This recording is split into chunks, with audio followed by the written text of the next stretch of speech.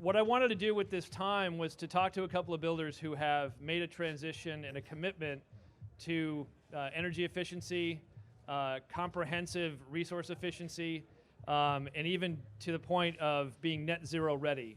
Now, I don't know if there's any builders here from California and what you've gone through. I know that that's a distinct program for California, the Title 24 mandate. I know there's been some nuances there and some things that you have to do that are a little different than the rest of the country. But that concept we're seeing proliferate throughout the rest of the country. The idea of being net zero ready, the idea of providing a system that will enable your homes to generate energy as much as use it.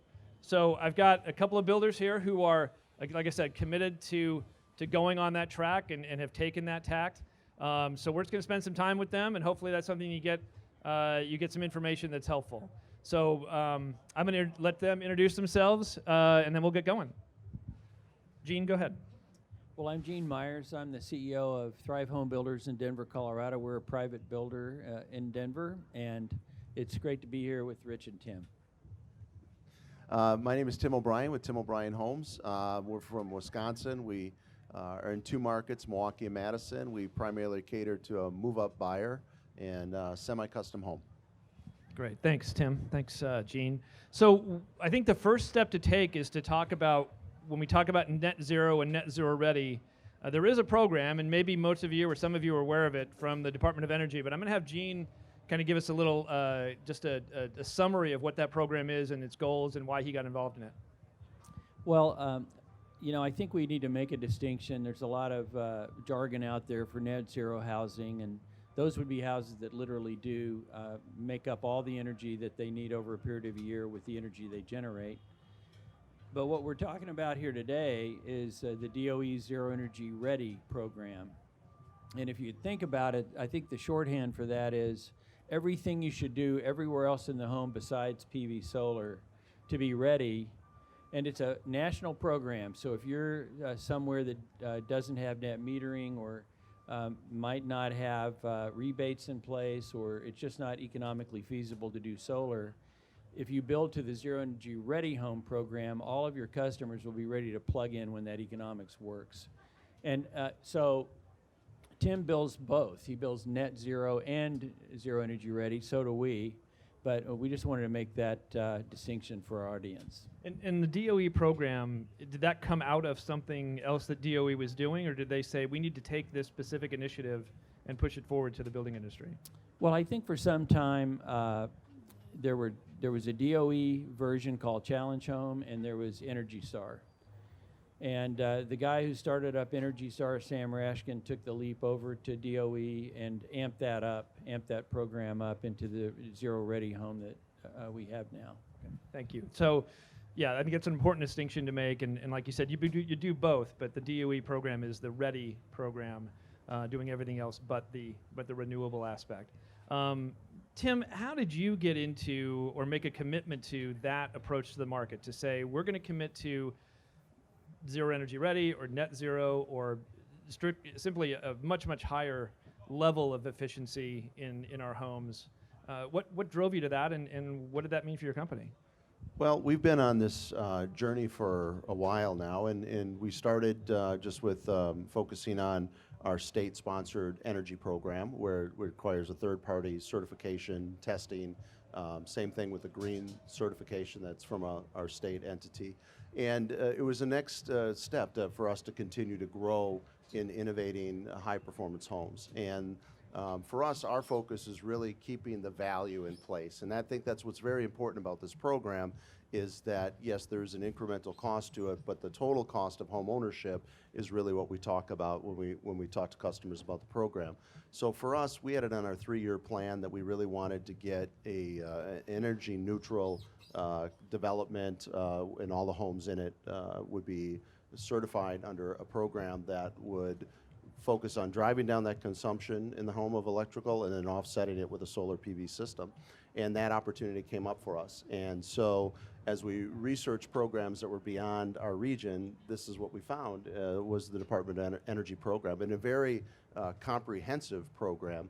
Not only does it just focus on energy efficiency, but indoor air quality, water conservation, There's a whole host of resources that are in that program that really help you dial in your homes, your building process, again, to focus on the value for the consumer. Because this really should not be, as Gene kind of alluded to a little bit, this should be focused on the better value proposition for the customer. You don't have to put the solar on it. Like Gene said, if the economics don't work for you in your market, and in our market, the economics are kind of tough to make work, but people are still interested in it. You can set it up for when the economics do make sense.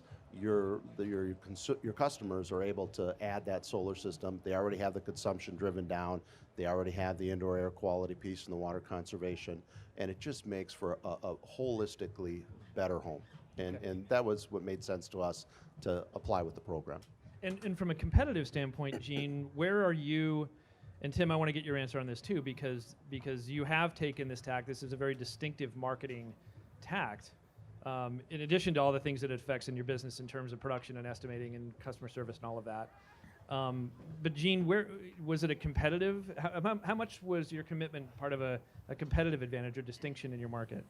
Well, I think for any high-performance builder, it probably initially starts with just out of belief and faith and hope that this is the way home building should be, and these are the homes that we want to deliver to our customers. But at the end of the day, that's not enough. You have to have a viable business model. And in our case, as a private builder in a big market dominated by big public builders, I think the riskiest thing you can do is to be just like them. And I don't think the world needs another Me Too builder.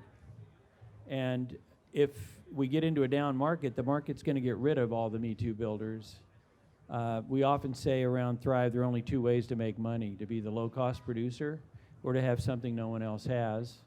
And we're trying to do both. We're trying to not build off-the-grid demonstration houses. We're trying to build affordable, attainable, high-performance homes that everyday people can and should afford, because the operating cost is actually lower than if they just bought a code house. So we see it not just as a mission, but we see it as a business model. And in our case, we just put a high value on a very highly differentiated market and position in that market. And I'm not saying that it's the mass market, but there are 200 people a year, we prove that will buy what we have, that will pay a little bit extra for it and appreciate the product we have. We're offering a choice to the market, and that's where I think the program fits. It's a choice for a really discriminating buyer that values what we do. And Tim, is that a similar story for you, or how did you approach the market from a standpoint of distinction, or just this is the right thing to do? Or I mean, I'm sure it was a combination of things, but where did that fit in? Yeah, and Rich, it really was a combination of things. I mean, when we started our organization, we believed that building a better home, a green certified, energy efficient home, really should be more mainstream, and not what it had been in our market is more of a niche builder product, right? A smaller number of homes built a year in that space. And so we continue to focus on the value piece. How can we make adjustments in the product? How can we make sure that we put the insulation and the spray foam insulation in the right space? The combination of ingredients that really make the home a system instead of just looking at pieces and parts. And for us, that was our mission to start with. So this was the next logical step for us to take. We really don't have maybe except a handful of smaller builders in the market that really participate in this space. Nobody does it from a value perspective like us. So we wanted just to continue to innovate with it because we believe it's a better home. At the end of the day, we believe it's a better home for our customers. It's more comfortable. It gives them a level of control with their utilities. It gives them peace of mind that their home is built to an accredited program that has a third-party certification to back it up. We just believe it's a better way of building. And as an industry in general, we're slow to embrace change. We're slow to embrace technology when you think of other industries and all the advancements that have happened, and there's plenty of statistics to validate that.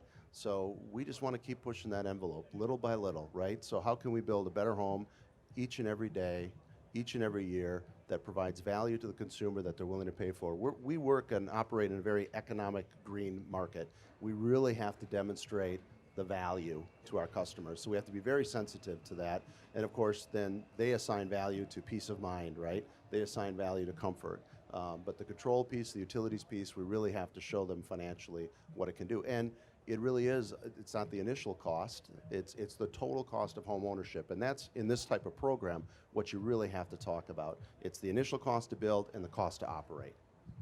Is there an aspect, Gene, I know that you have noticed or have focused on to some degree the health aspect of it? There's comfort, there's health, there's peace of mind, there's efficiency, there's reliability, kind of a verification of the level of performance that you reach, as Tim mentioned.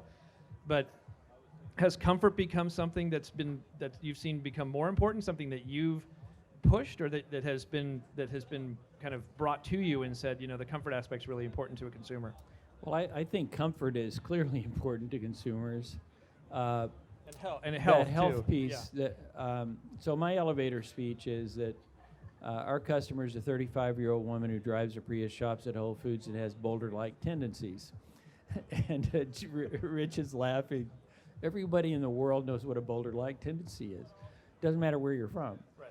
And here's the thing. She is motivated by a desire to keep her loved ones safe and free from harm. And when we can elevate the conversation with our customer, that it's about doing all she can for the people she loves, it's not about granted anymore. And it's not about courts, and it's not about, the ridiculously oversized master suite. It's about what matters. And I do feel like our industry is focused on so many of the frills, but our customers are not superficial. I mean, these are people, and we have this great image in our design and technology studio that's in every model complex of our 35-year-old woman feeding a little girl in a high chair. And it just says that the air she breathes is just as important as the food she eats. And that's not just kind of a manipulative, emotional message. That's trying to resonate with our customer that we understand what you care about most, and that we're here to come alongside you. We're not here to try to dilute what you're trying to do for the people you love. We're trying to help you do all you can for the people you love.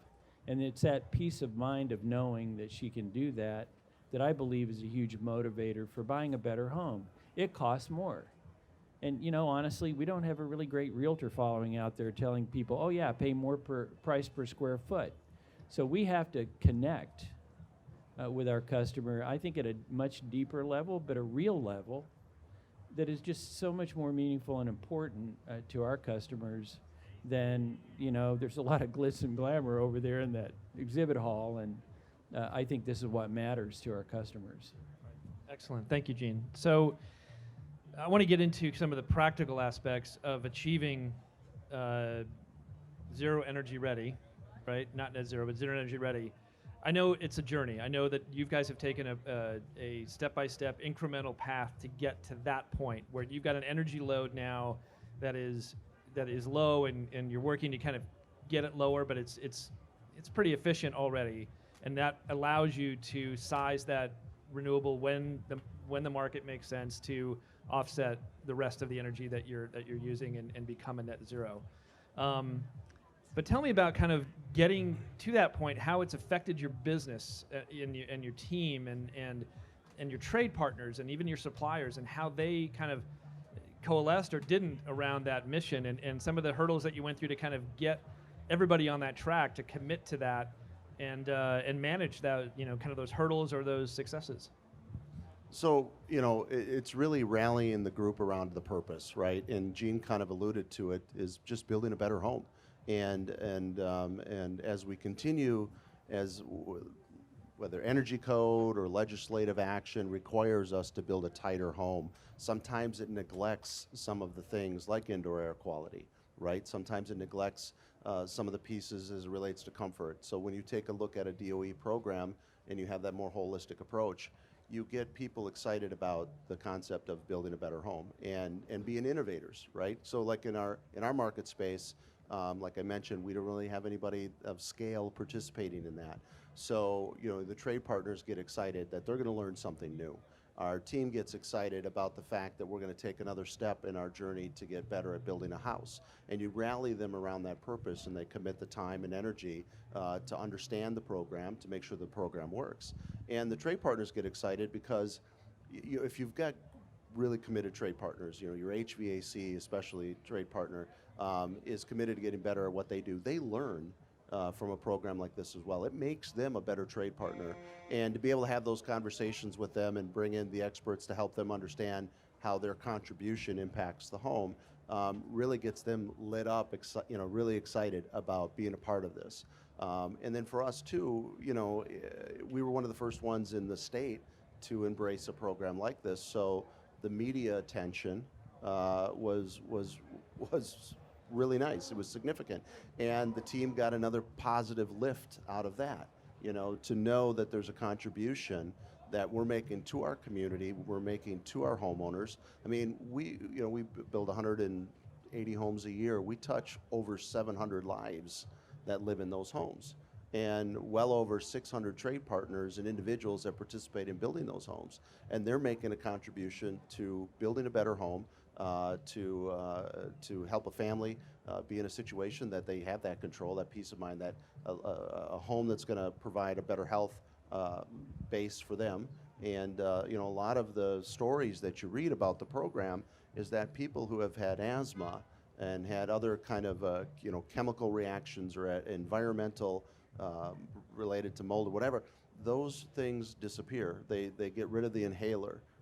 They feel better living in these homes, and there's a real systems and science-based approach to it that I really enjoy. But rallying the team around it is just the contribution that you make to the community, the contribution that you make to these people's lives in the homes. Right. Gene, I know you started your company kind of at this premise, so there wasn't this transition from a less than high performing builder to a high performance builder. But have there been some transition, I don't want to call them hurdles, but just growing pains and learning curves that you've gone through and how do you manage that? I've given a couple of talks at the show here about how do you do this and what are the hurdles, and it kind of comes down to me. Everybody's worried about, well, how do I build differently? And we have the technology. And the technology is in the public realm. And it's curated by places like EBA to go get you the training. And when I look back, that was the easy part, is how do we change the specifications and clean up the plans? But I've come up with this thought, and that is that the ultimate challenge is winning the hearts and minds of your own people, your trades, and your customers. And what it means is that you need a culture shift. And Tim said it, rallying his troops, rallying the trades. But without that, you're going to have this top-down initiative that will hit the wall and fail.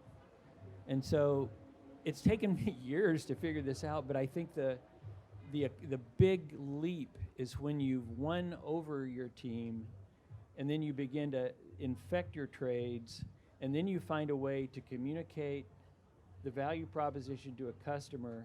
And when you've won the hearts and minds over on those three groups, now we're talking. Now we have a viable business that can go out there and do this continuous improvement that Tim O'Brien Homes is like the best at in the country. And you get to go have some fun as a builder. And I'm the old guy sitting here, and I run across a lot of builders my age, my peers, and they're done. They're burned out. And I think it's because their journey ended, and we're just at the beginning. And it's so cool to work with people you like and respect on something you believe in. That's my definition of success. And I don't guess I'll ever quit. Sorry, Thrivers out there. You may be stuck with me for a long time. That's excellent. And I'm going to end on that because that's just a great point. And Tim, unless there's something you want to add to that, you kind of started the conversation about rallying your troops and creating that culture. And I think that's, like you said, that's really the key. The science is there. The solutions are there. But if you can't affect your team to be committed to work together and collaborate and get that done and then, like you said, engage your customers on the value and benefits of that, that resonate with them personally, it's a futile effort. So anyway, thank you both very much. I appreciate it. Thank you for anybody who's listening. I appreciate that. And enjoy the rest of the Builder Show.